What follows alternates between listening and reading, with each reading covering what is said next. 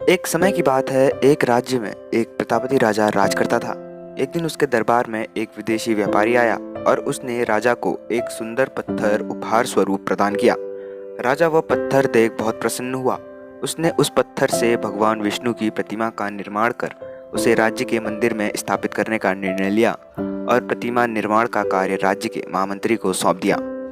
महामंत्री गांव के सर्वश्रेष्ठ मूर्तिकार के पास गया और उसे वह पत्थर देते हुए बोला, महाराज, मंदिर में भगवान विष्णु की प्रतिमा स्थापित करना चाहते हैं। 7 दिवस के भीतर इस पत्थर से भगवान विष्णु की प्रतिमा तैयार कर राजमहल पहुंचा देना।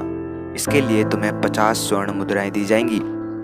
50 स्वर्ण मुद्राएं की बात सुनकर मूर्तिकार खुश हो गया और महामंत्री के जाने के उपरांत प्रतिमा का निर्माण कार्य प्रारंभ करने के उद्देश्य से अपने औजार निकाल लिए। अपने औजार में से उसने एक हथौड़ा लिया और पत्थर तोड़ने के लिए उस पर हथौड़े से वार करने लगा, किंतु पत्थर जस का तस रहा। मूर्तिकार ने हथौड़े के कई वार पत्थर पर किए, किंतु पत्थर नहीं टूटा।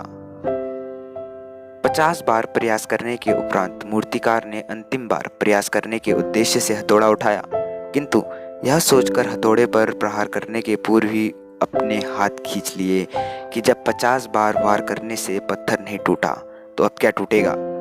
वह पत्थर लेकर वापस महामंत्री के पास गया और उसे यह कहकर वापस कर आया कि इस पत्थर को तोड़ना नामुमकिन है, इसलिए इससे भगवान विष्णु की प्रतिमा नहीं बन सकती। महामंत्री को राजा का आदेश हर स्थिति में पूर्ण करना था, इसलिए उसने भगवान विष्णु की प्रतिमा निर्मित करने का कार्य गांव के एक साधारण से मूर्तिकार को सौंप दिया। पत्थर लेकर मूर्तिकार ने महामंत्री के सामने ही उस पर हथौड़े से प्रहार किया और वह पत्थर एक बार में ही टूट गया। पत्थर टूटने के बाद मूर्तिकार प्रतिमा बनाने में जुट गया। इधर महामंत्री सोचने लगा कि काश पहले मूर्तिकार ने एक अंतिम प्रयास और किया होता तो सफल हो गया होता और 50 स्वर्ण मुद्राएं का हकदार बनता। दोस्तों, इस कहानी से हमको यह सीख मिलती है कि हम भी अपने जीवन में ऐसी परिस्थितियों में दो चार होते रहते हैं।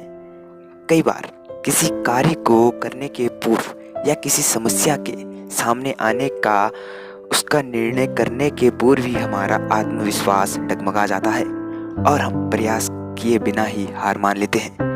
कई बार हम तो 1-2 प्रयास में ही असफलता मिलने पर आगे प्रयास करना छोड़ देते हैं, जबकि हो सकता है कि कुछ प्रयास और करने पर कार्य पूर्ण हो जाता या समस्या का समाधान हो जाता। यदि जीवन में सफलता प्राप्त करनी है तो बार बार असफलता होने पर भी तब तक प्रयास नहीं छोड़ना चाहिए जब तक सफलता नहीं मिल जाती। क्या पता जिस प्रयास को करने के पूर्व हम हाथ खींच लें वही हमारा अंतिम प्रयास हो और उसमें ही हमें कामयाबी प्राप्त हो। दोस्तों, अगर आपको हमारी वीडियो पसंद आई हो तो वीडियो को लाइक और चैनल को जाने से पहले सब्सक्राइब जरूर करें।